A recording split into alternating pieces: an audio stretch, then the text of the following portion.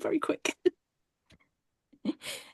In this new and indie spotlight episode of Fictional Hangover, we chat with Jessamyn Violet, whose newest book, Venice Peach, comes out June 10th. We are so fucking excited for this one. Hey, everybody, welcome to Fictional Hangover, a podcast about young adult and new adult, and sometimes other books, series, authors, voice actors, and illustrators that is full of spoilers, except not this time. I'm Amanda.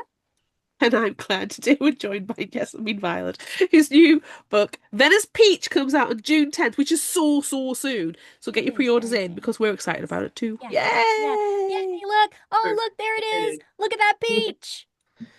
Mm. Okay. Love the word peach. Yeah. So hi. We're glad that you're here. We've shared some of your other stuff before, and now you're here and you're talking to us in real life. And it's Sort of amazing. real life in real Zoom. Yes, in real Zoom life, which, you know what? That's good enough. It's good enough. This is life. This is everyone's life now. Just one dimension of life, of the many Yes. dimensions. Yes. Dimensions. You're already talking about other dimensions, and I'm very, very excited. So, the very first thing that we need to ask you to do is like share your blurb for Venice Peach, or tell everyone what they need to know going in and like why they should pre-order it immediately. Like, why did we pre-order it immediately? You need to tell everyone. Yes, the elevator pitch is basically this is a book that is crazily relevant to the times, but also an optimistic vision um, of the future past the rough times we all feel we're about to embark on.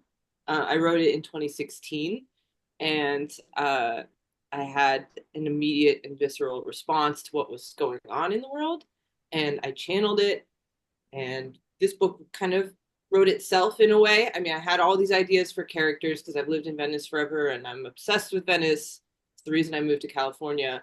But this book came to me fast and hard. You know, it was the one time I felt like lightning fingers where I was just like, how, oh my gosh, like, and then, like, it's like very minimal outlines. And it's a ensemble cast, 7 crazy characters, kind of in a sexual renaissance of sorts after a very unsexy period of time in history.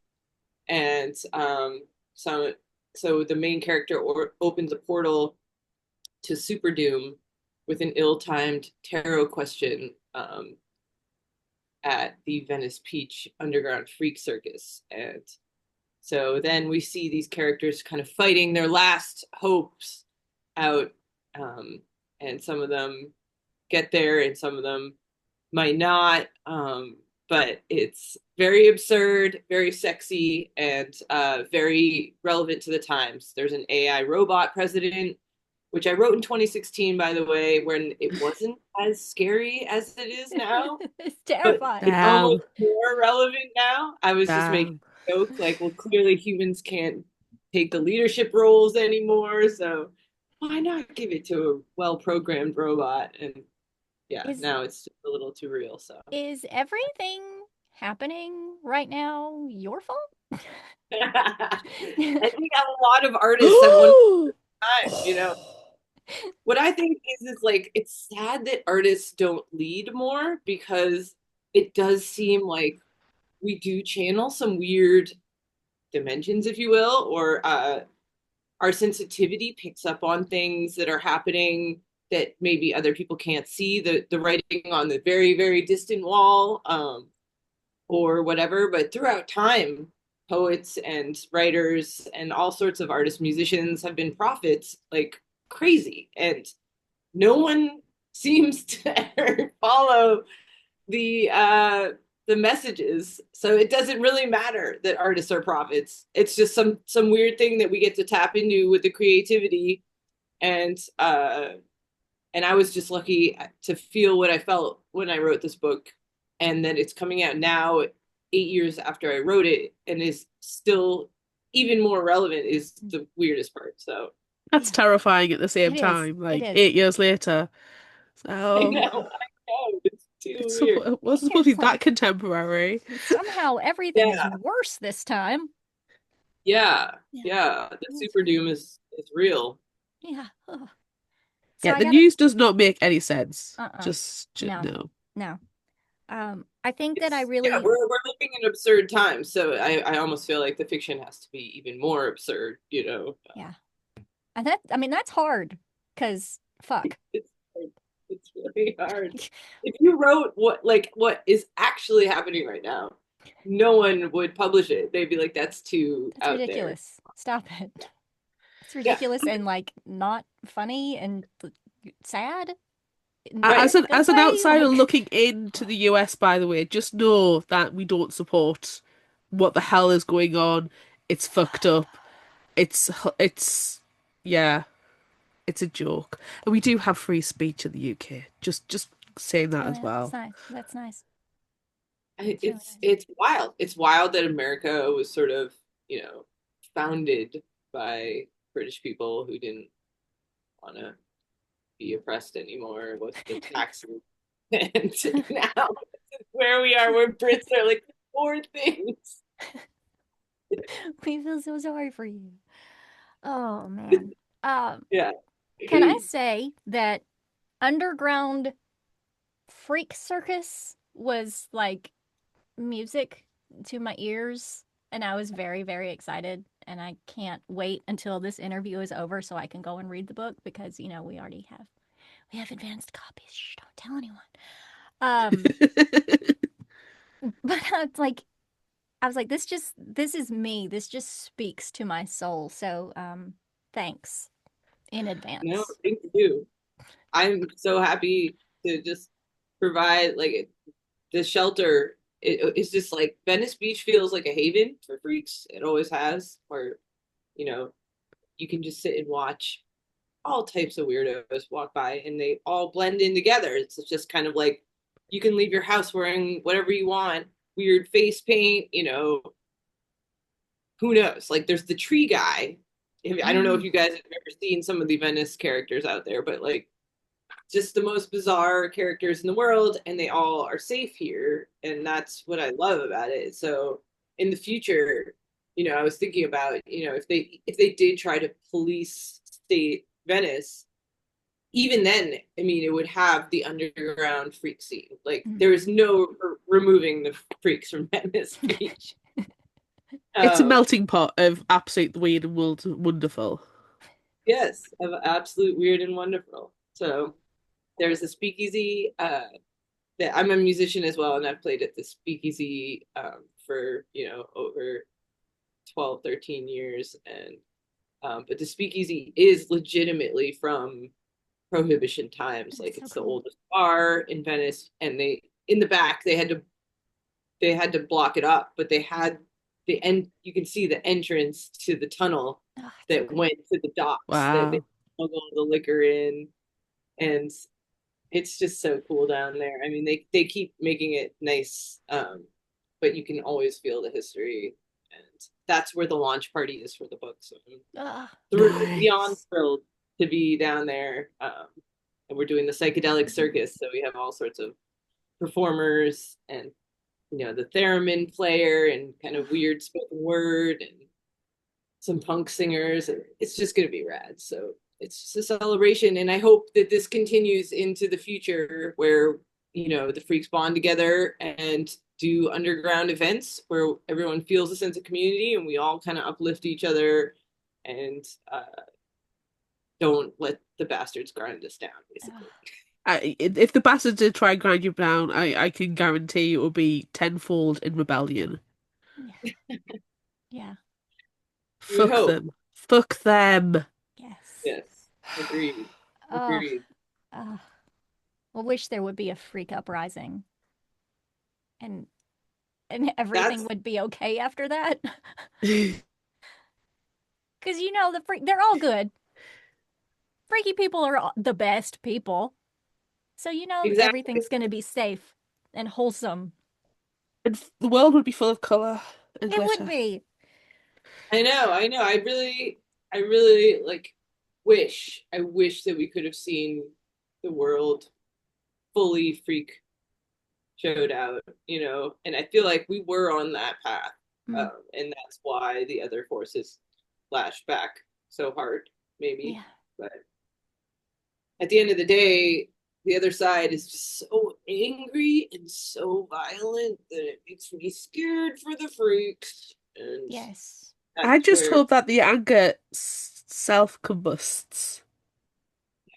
Yeah. We all hope that is that. what we are all hoping for sure. Yeah. It's amazing that like this is it's like really important, deep, heartfelt conversations that we're having. And like, But books aren't political, Amanda. We keep no, saying what do this. you Books mean? aren't political. What do you mean? No, yeah. I think, yeah, that's my favorite part about it coming out now, is that I get to have these talks about the real subjects. But the book itself is very fun and entertaining. It's not heavy, in that sense. So I was just trying to be a fun and entertaining read. Like I said, 8 years ago, it wasn't as serious as it Mhm. was now. It's just weird that it still applies, is what it is. So. So, let's talk about things that, they occur in the book, but we're going to talk about them in maybe a more fun way. I don't know because we haven't read the book yet, but have you ever, I'm going to guess the answer to this question is yes, um, had your tarot read, and can you tell us what the reading was?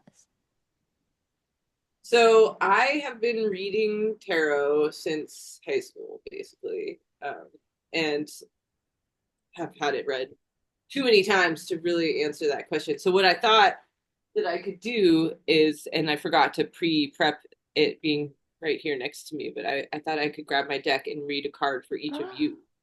That's so fun. All right, I'll be right back. Okay. Oh my God. This is so fun. I have so many tarot decks next to me as well, but I do not know how to read them. Same. I just have them because they're pretty. Yes, I too have tarot decks for them. You're pretty, but I cannot read them. Yeah. Oh, I'm excited. This is going to be so fun. All right, so this is the Osho Zen Tarot deck. My favorite Ooh. one. It's gorgeous, amazing. So you can't obviously pick the cards yourself, but I'm going to shuffle first for Amanda. Okay. When's the last time you had your tarot read? I have never had my tarot read. Wow, I am truly honored. This is amazing. Yeah, so in Venice, you can really get your tarot read right on the boardwalk. Most of the time, there's one to countless readers and psychic up in their stores. What do you call them? Offices, I guess. Tarot offices, yes. The neon sign.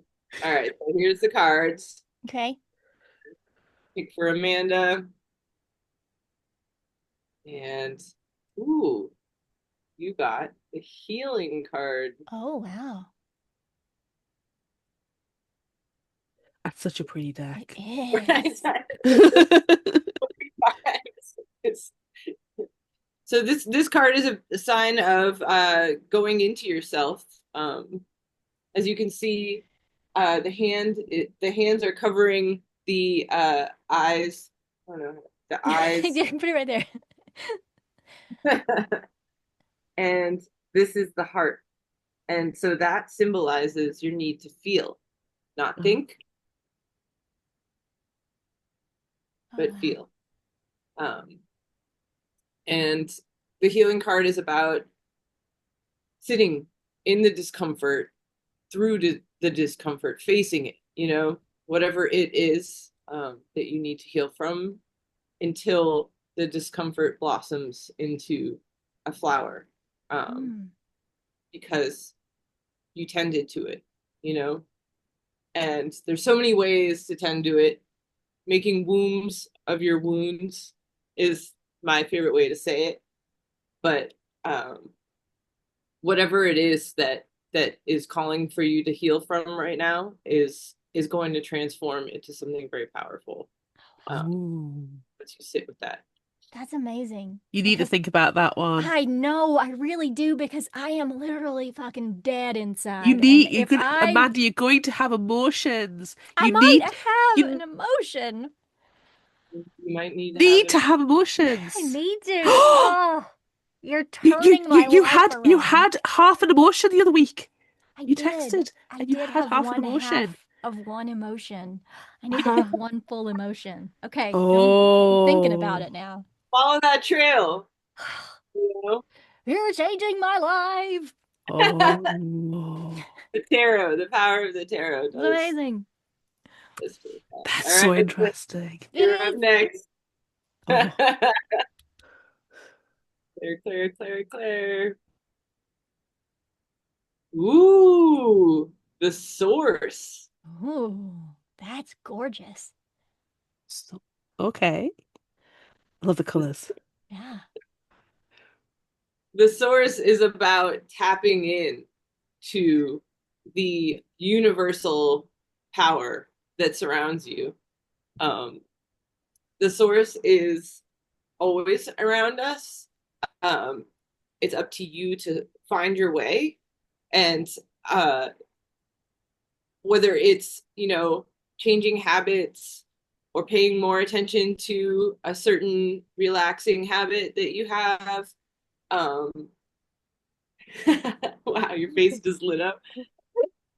There's something you need to do to channel the source, Claire. Shit. I literally was having, oh, oh, yes. Wow. That rings so true to a conversation that I literally had Wednesday night. I believe it. Tarot doesn't lie. I have got so many decks because I buy them because they're pretty and tend to be like book related and stuff. But I Yes. never know how to read them. So I feel like I need to. I feel like I need to. You need to start. I'm gonna have to start. Mm-hmm. Does Oh that have my God. horror force? Horror Yeah, me. Tarot. I Go bought for this one because it was Abigail Lawson did all the artwork for it, and she's it. my absolute favorite artist, Gothic artist. She's just simply beautiful. And I've got like the Night Circus one here, literally, and a Jane Austen one. I have three, oh, four, five, six tarot decks next to Well, me. I don't know how to read any of them. I'm they gonna have to will learn. they will definitely guide you if you let them. Oh, that's They so are interesting. a direct channel more than any other I've found. And my favorite part is it's not like they don't like predict your future. People get scared of the tarot, like, oh, I don't want my future read. It's not about that. It's just about like guidance and like what you should be focusing on right now. That's what I like. I agree because what you just said to me rings so true. I have two tarot decks that are exactly the same. Amanda, you might end up with one of these. Oh, Thank yay. you. Yeah. Yeah, I send one to Amanda. Share then you guys can draw each other's cards and stuff. That's fun. That would be fun. Oh, man. I can't believe I'm supposed to not be dead inside anymore. I just it reminds me the other day we had a conversation and you had full emotion I did. and it makes me think it's linked to that. I hope so slash not at the same time. But it could turn into a positive thing. Remember, it's a guide, It's true. not a destiny. It's true. I have to force it Right. to bend to my will. Sitting around it or creating around it is one of the best ways to focus on it and let your emotions out. So Or it could be fun. something completely different. Could be. Oh, that okay. Right. And oh, that was so good. I know. How do we move on from that? That Thank was you. really Thank you very fun. much. My pleasure. My Yeah, pleasure. that was really So, fun. so would you be a tarot reader at the Freak Show or a Dark Circus, or do you want something do something else? Oh man, I would want to play a lot of roles, definitely. I would love to be a tarot reader. I would love to be a tarot reading bartender. Um, I, Oh, yeah. Yeah. but like imagine getting your cocktail and get a card along with your cocktail, like that you should focus on while you sip it. Um, Plus I'm a musician, so I'd like to perform some of the music there. And I don't know. Everything. Not everything. Yeah, just do everything. I mean, I'd pay for it. I'd pay for that. I think you need to delegate some. The one woman circus is sounds like too much work to enjoy. It's better with a community, everyone filling in the cracks, but it'd be cool if you could like switch, but everyone has their specialty in the circus, and that's the thing. Venice used to have a freak show on the boardwalk for many years. Um, the first one was like a weird, dusty kind of like cabinet of curiosities where they had like weird fetuses in jars and pictures of like historical freaks, and they always had some like two-headed snakes or turtles out front to like draw people in, and it was just a really bizarre thing. And everyone had to see it at least once, but it was like once was enough. But then somehow some reality TV money came in and it turned into a reality TV production, and they like expanded, and suddenly it was a real live freak circus. You could go in, bearded lady was there, the electric lady did the electrocution, the guy with the fish hook, put the fish hook through his eye and it came out his mouth. There No, was don't like that. stuff like that. And like it was a whole show and it felt like weird, you know what I mean? It was a weird show. You were like, am I kind of into watching other people hurt themselves? That's the Is this vibe. is this what I like right now? I don't know. Right. So I didn't really love that. I mean, I enjoy watching unusual talents perform, but I'm not sure that was quite the vibe either. But I weirdly ran into the bearded lady at like a dive bar in Louisiana last November, and she didn't want to talk about it. She didn't want to talk about what happened when it all went down. And I did try to contact the head of the freak show, the guy who ran it, and he didn't respond. But Ugh. I wanted to talk to people that were actually involved in the freak show, but I couldn't get anyone to talk. They generally don't have positive reputations or are Yeah, particularly known for like, pleasant working conditions. right. Even in the mid 2010s or whatever it was. Mm, Yeah. mm, Yeah. mm. I don't know if I could be carny folk. Yeah. Seems like too much hard work. Yeah, no, I don't think I really want to do that. I would go and like want to experience it, but then I would like secretly give people money on the side and like get out of here, go do something else with your life and like just secretly deposit goodness everywhere. Yeah, but then they're probably like, thanks for the money. We're gonna go and get a beer now. Yeah. You know what? Maybe they need that beer. You Yeah. watch Horror Story? Did you watch the Freak Show one? Mm-mm. It was hard. It was a hard watch. Yeah. Good. I mean, I think it was probably fairly accurate to the traveling freak show conditions, but a wild one. Didn't even realize they still had them even into the 2010s. It seems like it's such an archaic kind of entertainment. Like you imagine it's something that will be in the 20s and 30s, even into the 50s, but not necessarily into the 2010s. Yeah. I mean, I was listening to it. true crime thing about the lobster boy, and he was still being all horrible even in the like 1990s, and I'm like, that it was still around in the 1990s. It's weird. I feel like I Weird. know. They have like a very negative connotation, which is why I chose to call this the Underground Freak Circus instead of a show. mm, It's like a difference of phrasing that kind of makes it more of like a fun performance than a peep show. Is what you feel like you're yeah, witnessing something weird at a freak show. You're just you know, yeah. but You're like on this display, but you don't want to be.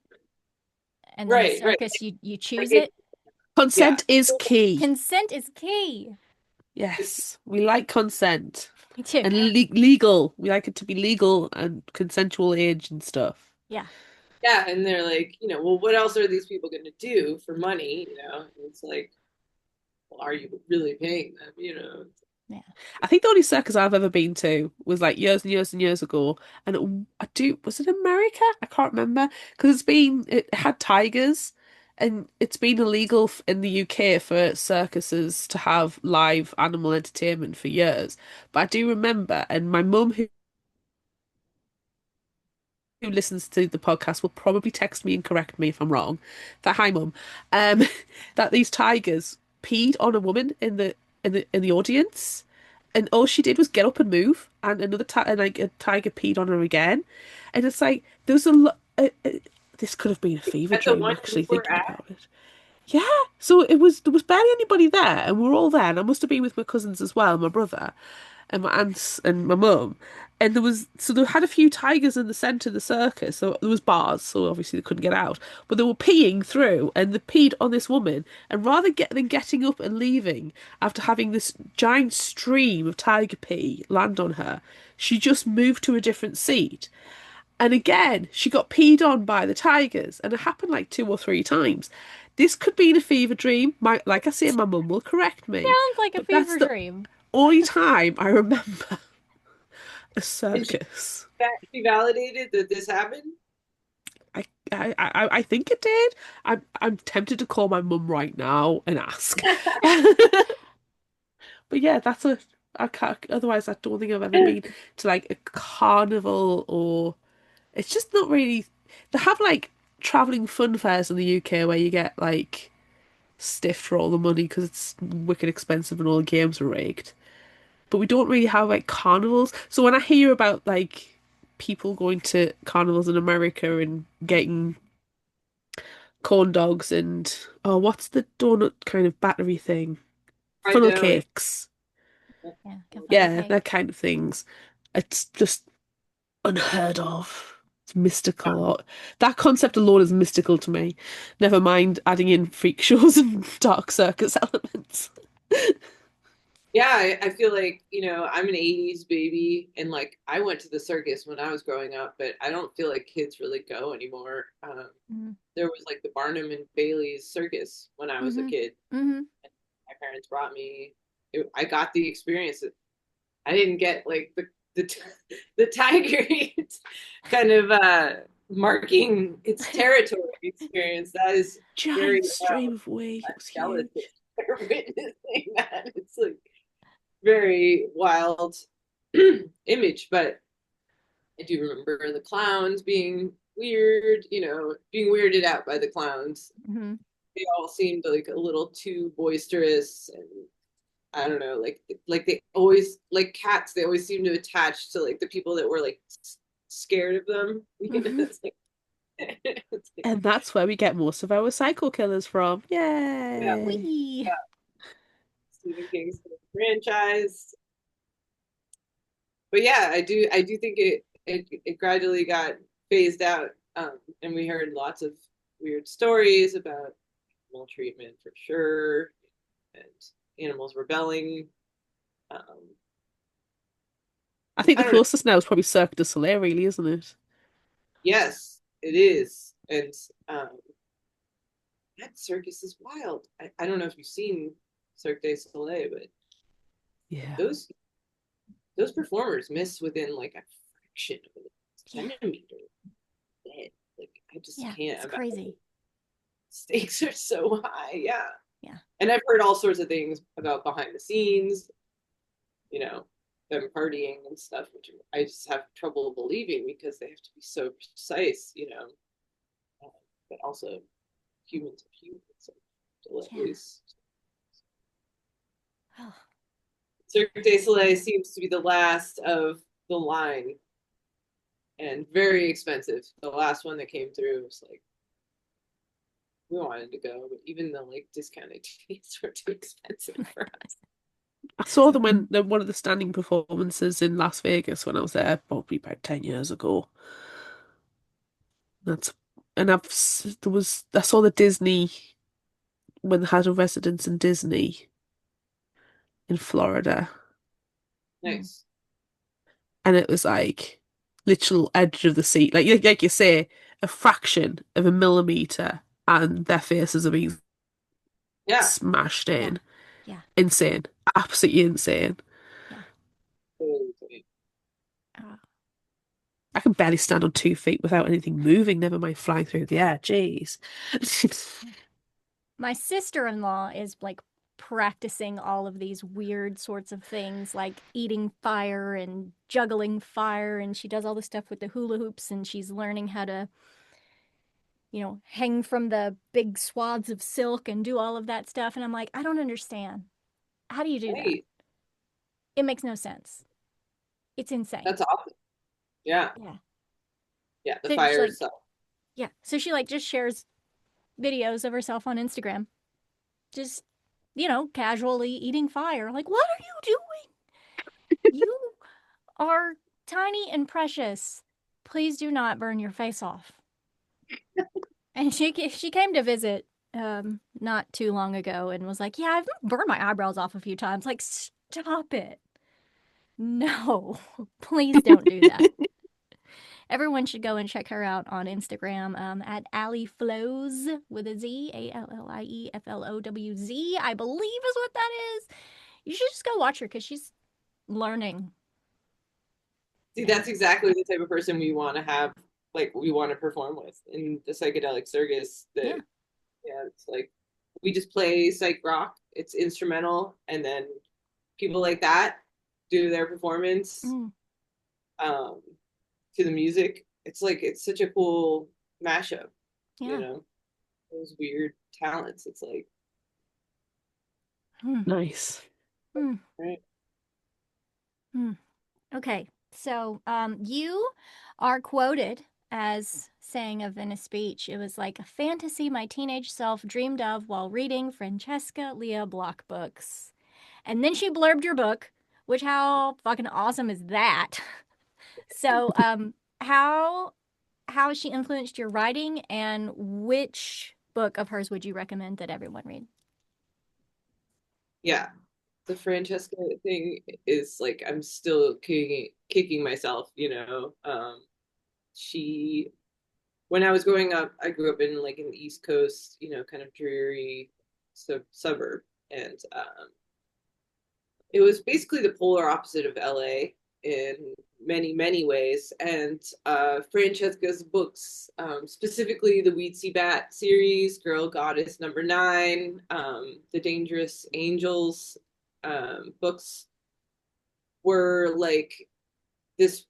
It was like just opening a window that I didn't have access to otherwise, and feeling like this must exist somewhere, this kind of magical land where, queer people dressed to the nines and went out and had amazing nights. And she also handled some very real topics, which I also was like very impressed by. But it's crazy, like reading the Weedsy Bat book, which was her biggest hit ever. And she's written over 30 books and she's still going. Yeah. And she's an amazing, supportive, nurturing human being who puts herself out there still and allows herself to, take in how much she means to people. Every time I hang out with her, people come up to her and, break down. I've broken down like at one of her reading series, just talking about her. Um, she's had this amazing effect on people that is so inspiring to see up close. Um, and I didn't connect with her until like 2023 when my first book was coming out. And I think, it was like it's hard to talk about it without tearing up, but her work always had this sparkle and crackle to it and alternative kind of like coolness that I didn't find in other books. And I still can't believe they even published Weetzie Bat when they did. It was like 87, and it's a book about like this little punk rocker and her best gay friend, and how she lets her best gay friend and her best gay friend's boyfriend like sleep with her because she wants to have their baby for the like they all raise a baby together. Like it's not YA, but it is like somehow she got away with that, and it's wild. And obviously still so it was like ahead of its time. And recently, I read her most recent book, House of Hearts, which is a kind of a thriller that takes place out in the Salton Sea, which is like this amazing place that they tried to turn into kind of an amusement park getaway vacation land, and there was too much like agricultural runoff and pollution, so it didn't work out for them, the developers. So now it's like this weird kind of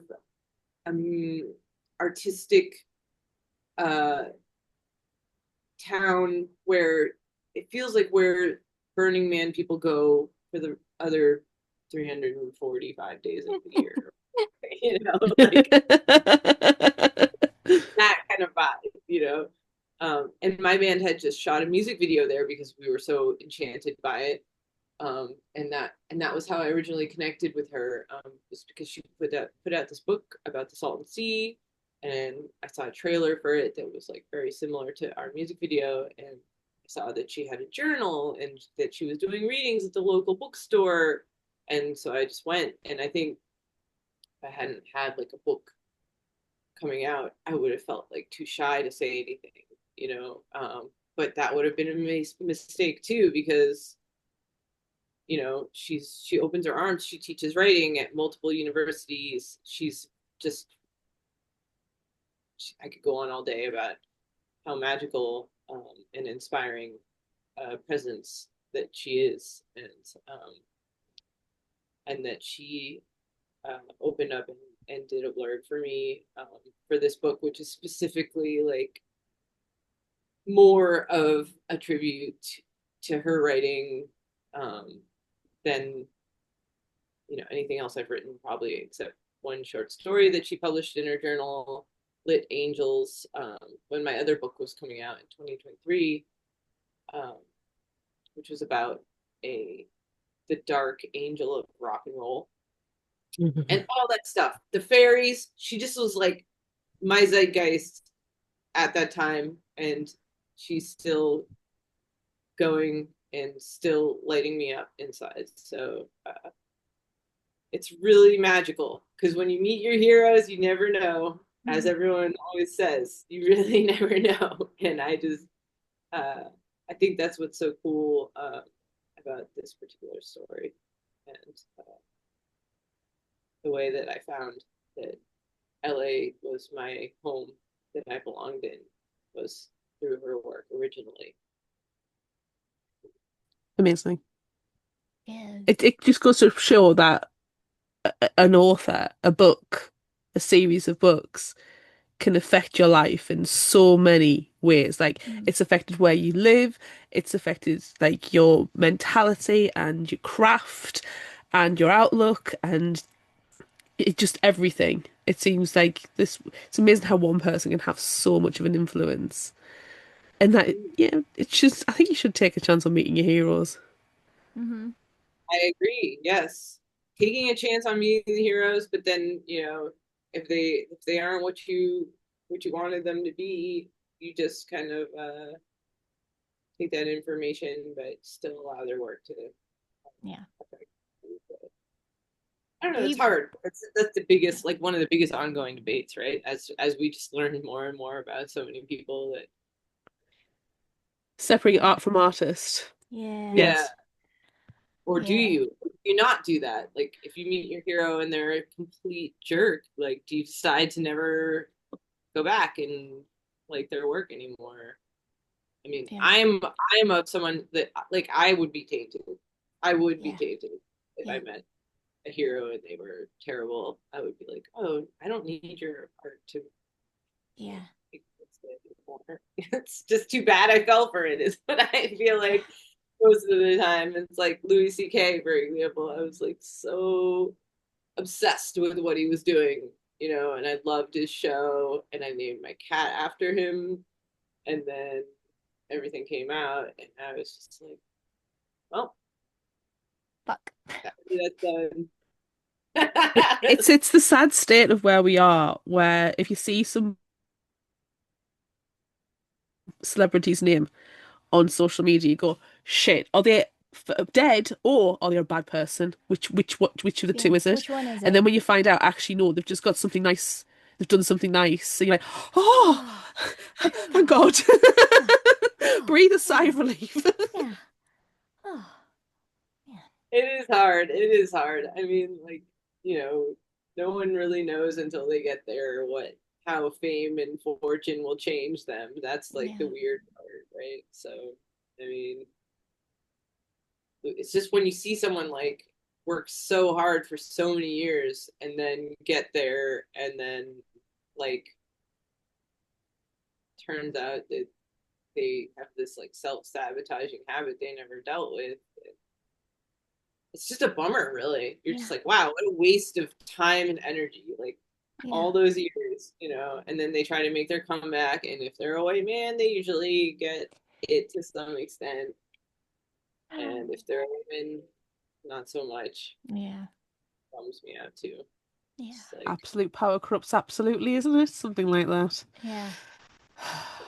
Oh, okay. Let's move on to our Would You Rather question because in every episode of Fictional Hangover, we play Would You Rather, so we can't not do it in New and Indie Spotlight. And at first, Claire and I were trying to come up with questions to ask. And we almost asked, like, would you rather live in the Super Doom portal world or just continue in our current monstrosity of our very own present day? But then, like, who would choose that?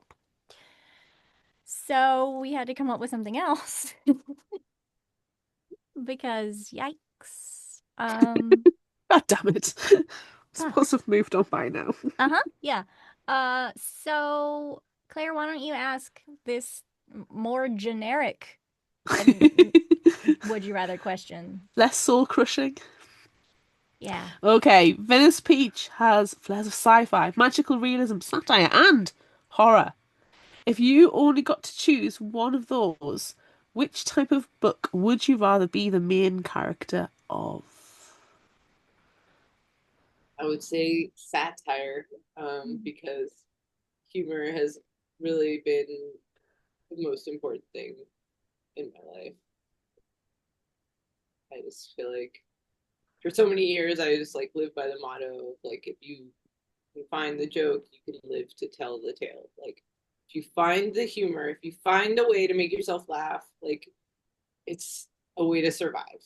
Mm. So um growing up, besides Francesca, it was like Tom Robbins and Kurt Vonnegut for me that were like feeding me uh, in the satire department and showing me that writing can be fun, um, and also very,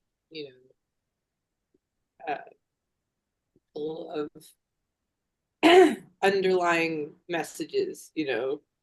It's for me, satire is kind of like the cartoon way of presenting reality in the sense where you can exaggerate and it creates this like timeless portrait of what it's like to experience something in a certain time in a certain place. Yeah. Mm. I guess. So for me, satire is the most important. And I feel lucky that I had them as guides. Mm, I would totally take satire, but I would mix it with a bit of sci-fi or magical realism yeah, because why the hell not?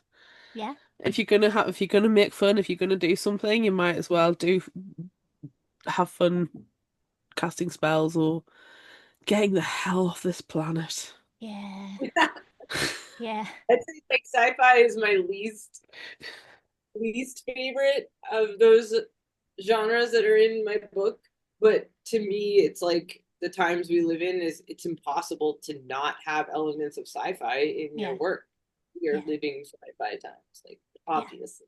yeah. It reminds me a lot of the Beth Revis series that we're doing at the moment as well. I don't know what the series is called, but we're doing the Last Chance to Save Chaotic Orbits Chaotic is Orbits. the trilogy. Is that the series? Yeah, Yeah. Because that's sci-fi and that's satirical and it kind of looks at what's going on in the world and goes, ah, shit. yeah, yeah. But you know She's what? Let's save it instead.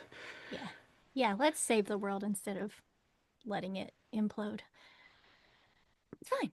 It's You fine. know how I find that debate. Hmm. I think if I were to choose one of those, I feel like, I mean, if it's a fiction book and it's not real, then I'm gonna choose horror because that's my favorite sort of thing. And of course, I would love to be the final girl and or the villain. Oh, you want to be the villain. You don't want to be the final girl. It's the same. It's one and the same, is what it is. You want to be the villain that takes out the final girl, or the final girl that turns into the villain. Yeah, you're right. You're right.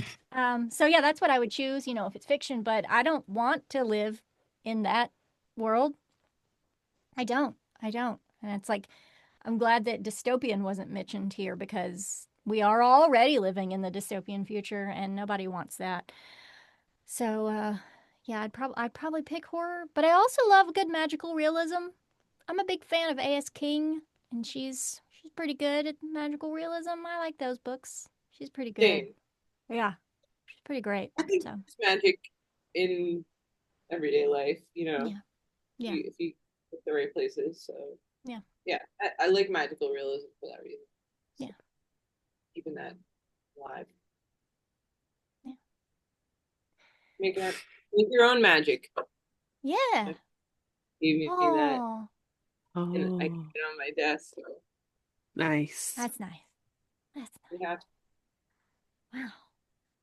Okay, that's all of our non-spoilery questions, and we're about at the end. We've kept you for an hour, so I mean, that's about it. It's about time to wrap up. But oh my gosh, been a pleasure. how amazing are you? Like Who what? gave you permission? Right? Like why are you so good? Damn. You always Yeah, you two are amazing, and I love what No, no, you have no, a mix you of talents we could only ever yeah. hope to have. Yeah, you win. You win this Jeez. conversation. It was not a game, but you are the winner. It turned into one. You are the winner. Yeah, you're amazing. It's Could we go and reassess our life choices? yeah, we do. You were talking about like meeting your heroes and like we meet new authors and talk to people all the time. And like every time, it's always like, "Oh, that was so fun. Oh, wow, how cool." But now I'm just like, "What?" And like stars are in my eyes. It's kind of it's wild. You, Really? you certainly give the message you don't need to settle and that you can strive to do different things and try Yeah. different things Yeah. yeah, and learn different things and find the joy. embrace Yeah. community, embrace the joke, find Yes. the joke to survive, make your own magic, and here's a Oh, tarot card if you want some guidance. yeah. Here's a tarot card that magically matches with the beverage that you chose to drink. Yeah. God. And don't be afraid to leave everything. Like you seem to have had like gone from one complete place to another to find that comfort zone and that community. So I Yeah. think that that's something I'm learning a little bit is, as I've grown older and quote unquote wiser, is that the people you're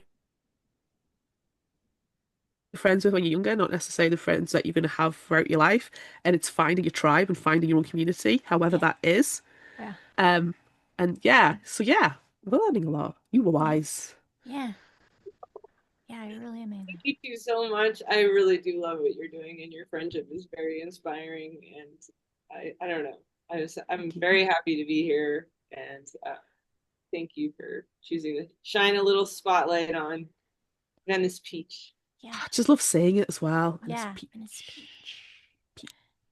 We are very excited. We have already put this on our schedule for September because we like to match themes and we have a theme. And I don't remember what it is, but I'm pretty sure it has something to do with like talking heads or something. I don't Yeah, remember. yeah. I I don't don't rem- know. We come up eh, with these things so long we ago. do. I don't remember what it is, but we Talking already. heads. Read a book where there was literally a talking head floating around in a jar in a box. What?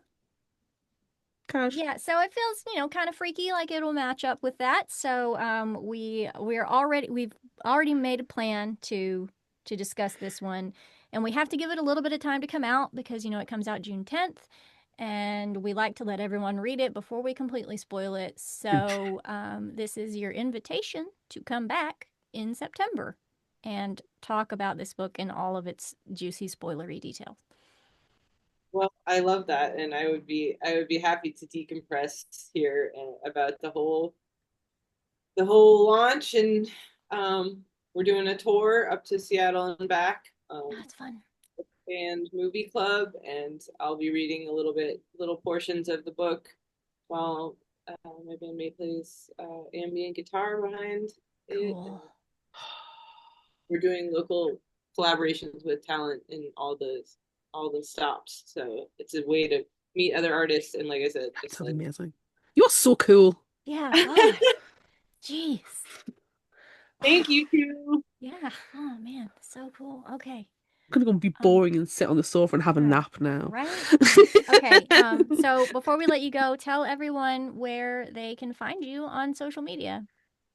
Yes, I'm at Jessamyn Violet, and my website is jessamynviolet.com. That's JESSAMYNVIOLET.com. Nice. Everyone, everyone go and pre-order this book immediately. You still got a little bit of time before it comes out. And everyone, I hope you are like swooningly in love with Jessamyn just as much as we are now. So awesome. Yeah. And with that awkward note, that brings us to the end of this new and indie spotlight episode of Fictional Hangover. I'm Amanda.